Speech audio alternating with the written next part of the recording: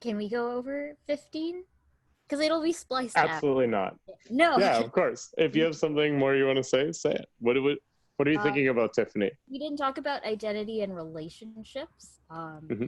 And I guess going back to Sammy, like it was a surprise to see his home as like a nice place, aside from just the beer bottles and stuff. And I think that the identity of John is interesting because he's very in touch with.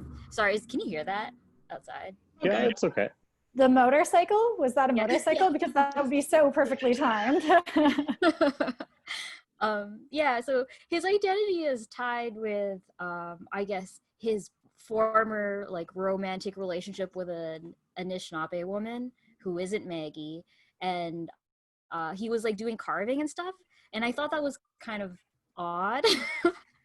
I don't know. And like what I was talking about before Olivia and Vanessa arrived was just how I'm a bit uncomfortable with how these women are kind of exoticized in a way. Um, and yeah, he's kind of like a white savior in a way. Yeah, totally.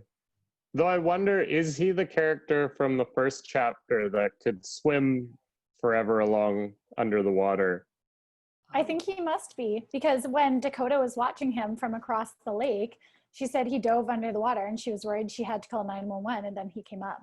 I'm assuming the Anishinaabe woman who he was referring to must have been Lillian. That's just what I assumed, but I could be totally wrong in my assumptions. You could be right. Yeah. And so I have the same kind of feelings as you, that he's kind of like the character from the boyfriend from Dear White People a little bit. He's kind of this weird, slightly cringy white savior who, like, he seems to be less well-intentioned than some other characters of this type. But generally, he's kind of well-intentioned and tries to be connected, but does it in these really clumsy ways sometimes. And he also made me think of like anime supervillains that all have like long blonde hair.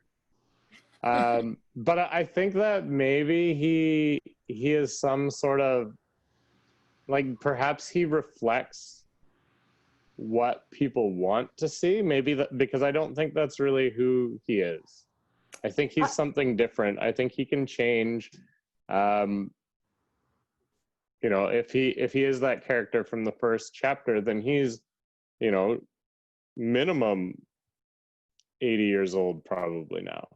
Well, he said I assumed. Ice Age. Oh, sorry, Olivia? He said he was alive during the Ice Age, right? He Yeah. was like, that was a fun time. I assume he's some sort of, God is not the right word, but some sort of godlike figure.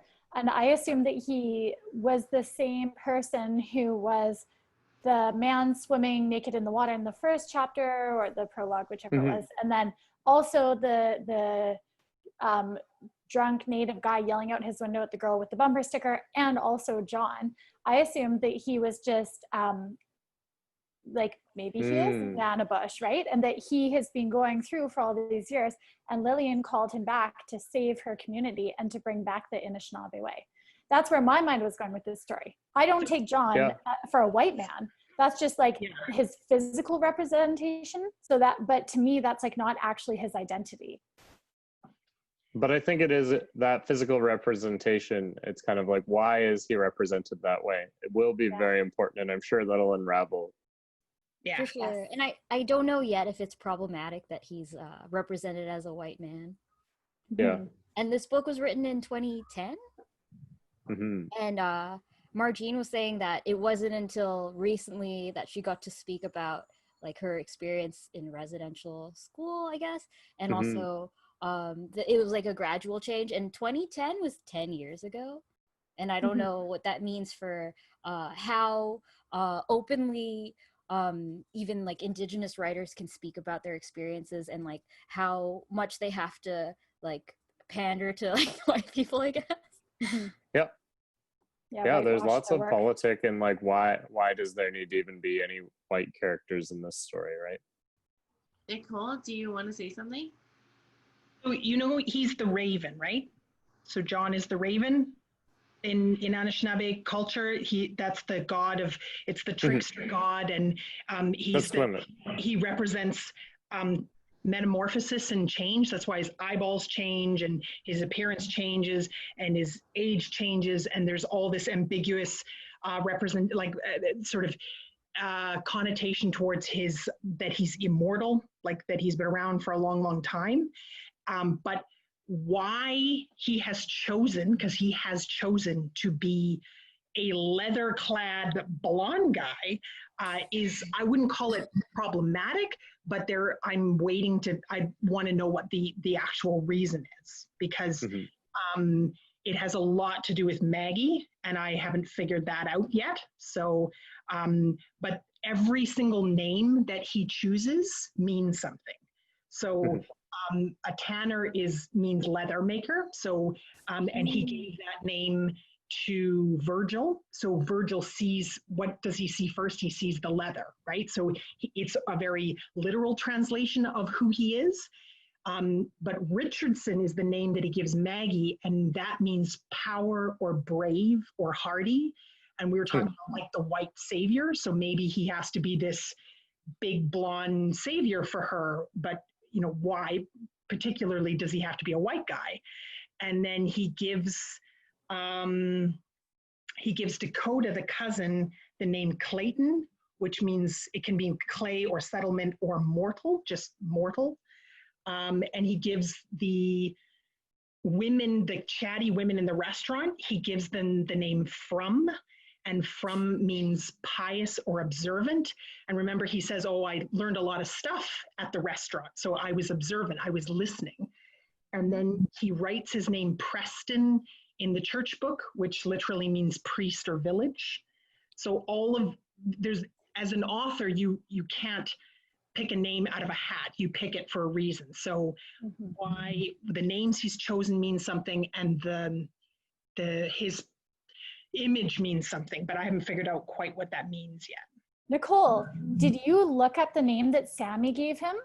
Because remember, he gave Sammy a name, and then Sammy, you guys may not be there yet, where Wayne and Virgil go to Sammy's house to try to find him, and Wayne says that Sammy had given him a different name.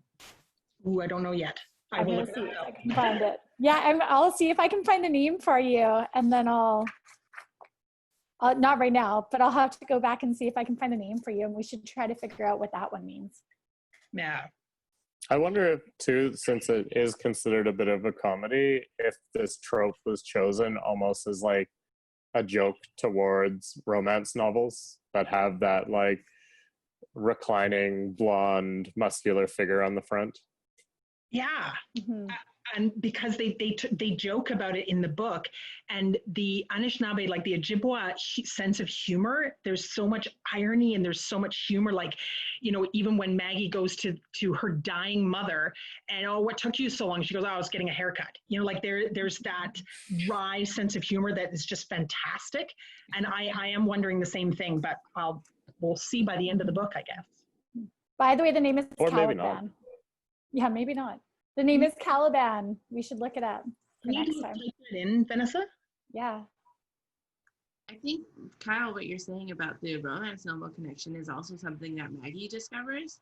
And in talking about John before and how he does have these like little things to him that are like a little bit like you narrow your eyes. Like when he calls Maggie a beaver, right? He draws the beaver on her crash helmet, and she's like, I don't know if I should take this as a compliment or an insult.